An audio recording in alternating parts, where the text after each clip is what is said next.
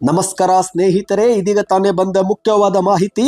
ರೈತರ 70,000 ಕೋಟಿ ರೂಪಾಯಿ ಸಾಲ ಮನ್ನಾ ಮಾಡಿದ್ರು ಎಂದು ಮನಮೋಹನ್ ಸಿಂಗ್ ಅವರನ್ನ ನೆನೆದು ಡಿ.ಕೆ. ಶಿವಕುಮಾರ್ ಅವರು ಭಾವುಕರಾಗಿ ಮಾತನಾಡಿದ್ದಾರೆ. ವಿಡಿಯೋನ ನೀವು ಪೂರ್ತಿಯಾಗಿ ನೋಡಿ. ವಿಡಿಯೋ ಶುರು ಮಾಡೋಕ್ಕಿಂತ ಮೊದಲು ದಯವಿಟ್ಟು ನೀವು ನಮ್ಮ ಚಾನಲ್ಗೆ ಮೊದಲು ಬಾರಿ ಭೇಟಿ ಕೊಡ್ತಾ ಇದ್ರೆ ಸಬ್ಸ್ಕ್ರೈಬ್ ಆಗಿ ಪಕ್ಕದಲ್ಲಿ ಕಾಣಿಸೋ ಗಂಟೆ ಕೂಡ ಒತ್ತಿದ್ರೆ ರಾಜ್ಯದ ಮುಖ್ಯವಾದ ಮಾಹಿತಿಗಳು ನಿಮಗೆ ಸಿಗುತ್ತವೆ. ವಿಡಿಯೋಗೆ ನೀವು ಲೈಕ್ ಮಾಡ್ತಾ ವಿಡಿಯೋನ ಪೂರ್ತಿಯಾಗಿ ನೋಡಿ. ಹೌದು ಸ್ನೇಹಿತರೆ, ಇದೀಗ ಮಾಜಿ ಪ್ರಧಾನಿ ಮನಮೋಹನ್ ಸಿಂಗ್ ಅವರು ತಮ್ಮ ಕೊನೆ ಉಸಿರನ್ನ ಎಳೆದಿದ್ದಾರೆ. 92ನೇ ವಯಸ್ಸಿನಲ್ಲಿ ಮೃತಪಟ್ಟಿದ್ದಾರೆ. ಹೌದು, ಇದೇ ನಡುವೆ ಡಿ.ಕೆ. ಶಿವಕುಮಾರ್ ಅವರು ಇಂದು ಮಾಜಿ ಪ್ರಧಾನಿ ಮನಮೋಹನ್ ಸಿಂಗ್ ಅವರ ಶ್ರದ್ಧಾಂಜಲಿ ಸಭೆಯಲ್ಲಿ ಭಾವುಕರಾಗಿ ಮಾತನಾಡಿದ್ದಾರೆ. ಅನೇಕ ಬಾರಿ ಕೇವಲ ದೊಡ್ಡ ಉದ್ಯಮಿದಾರರ ಸಾಲಗಳನ್ನು ಮಾತ್ರ ಮನ್ನಾ ಮಾಡಲಾಗುತ್ತಿತ್ತು.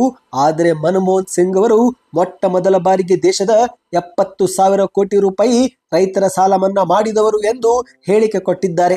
ಮನಮೋಹನ್ ಸಿಂಗ್ ಅವರು ನಮ್ಮನ್ನ ಬಿಟ್ಟು ಹೋಗಿರಬಹುದು, ಆದರೆ ಅವರ ಕಾರ್ಯಕ್ರಮಗಳ ಮೂಲಕ ನಮ್ಮ ನಡುವೆ ಜೀವಂತವಾಗಿದ್ದಾರೆ. ನಾವೆಲ್ಲರೂ ಅವರ ಆದರ್ಶಗಳನ್ನ ಉಳಿಸುವ ಕೆಲಸ ಮಾಡಬೇಕು. ನಾವೆಲ್ಲರೂ ಇವರ ಹಾದಿಯಲ್ಲಿನೇ ನಡೆಯೋಣ ಎಂದು ಆಶಿಸುತ್ತೇನೆ ಎಂದು ಭಾವುಕರಾಗಿ ಮಾತನಾಡಿದ್ದಾರೆ. ಮನಮೋಹನ್ ಸಿಂಗ್ ಅವರು ಭಾರತ ದೇಶದ ಶ್ರೇಷ್ಠ ಪ್ರಧಾನ ಮಂತ್ರಿ, ದೇಶದ ಎಲ್ಲಾ ವರ್ಗದ ಜನರನ್ನು ಕಾಪಾಡಿದಂತ ನಿಜವಾದ ಆರ್ಥಿಕ ತಜ್ಞ ಹಾಗೂ ಕ್ರಾಂತಿಕಾರಿ ಅಂದ್ರೆ ಅದು ಮನಮೋಹನ್ ಸಿಂಗ್ ಅವರು ಎಂದಿದ್ದಾರೆ. ನಾವು ಈಗ ಅವರ ನಿಧನಕ್ಕೆ ದುಃಖವನ್ನು ಪಡುವುದರ ಬದಲು ಅವರು ಹಾಕಿಕೊಟ್ಟ ಆದರ್ಶ ಮಾರ್ಗದಲ್ಲಿ ನಡೆಯುವುದೇ ಅವರಿಗೆ ನಾವು ಸಲ್ಲಿಸುವ ಕೊಡುಗೆ ಎಂದು ಡಿ.ಕೆ. ಶಿವಕುಮಾರ್ ಅವರು ತಿಳಿಸಿದ್ದಾರೆ. ಇಂದು ನಾವೆಲ್ಲರೂ ಸೇರಿ ಬೆಳಗಾವಿಯಲ್ಲಿ ಗಾಂಧಿ ಭಾರತ ಕಾರ್ಯಕ್ರಮ ಮಾಡಲು ಸಜ್ಜಾಗಿದ್ದೆವು.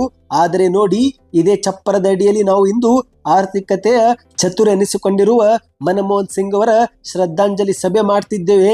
ಇದನ್ನೇ ವಿಧಿಯಾಟ ಎಂದು ಕರೆಯಲಾಗುತ್ತೆ ಎಂದು ಡಿ.ಕೆ. ಶಿವಕುಮಾರ್ ಅವರು ಭಾವುಕರಾಗಿದ್ದಾರೆ. ಇದೊಂದು ಅತ್ಯಂತ ದುಃಖದ ಸಂಗತಿ. ಈ ಒಂದು ಹಿಂದೆ ಪ್ರಧಾನಿಯಾಗಿದ್ದಂಥ ಸಂದರ್ಭದಲ್ಲಿ ಮನಮೋಹನ್ ಸಿಂಗ್ ಅವರು ಆರೋಗ್ಯದ ಹಕ್ಕು, ಶಿಕ್ಷಣ ಹಕ್ಕು, ಆಹಾರದ ಹಕ್ಕನ್ನ ಜಾರಿಗೆ ತಂದವರು. ಗ್ರಾಮೀಣ ಭಾಗದ ಜನರ ಆರೋಗ್ಯ ಕಾಪಾಡಲು ಆಶಾ ಕಾರ್ಯಕರ್ತರ ಯೋಜನೆಯೂ ಕೂಡ ಅವರೇ ರೂಪಿಸಿದವರು ಎಂದು ಡಿ.ಕೆ. ಶಿವಕುಮಾರ್ ಅವರು ಸ್ಮರಿಸಿದ್ದಾರೆ.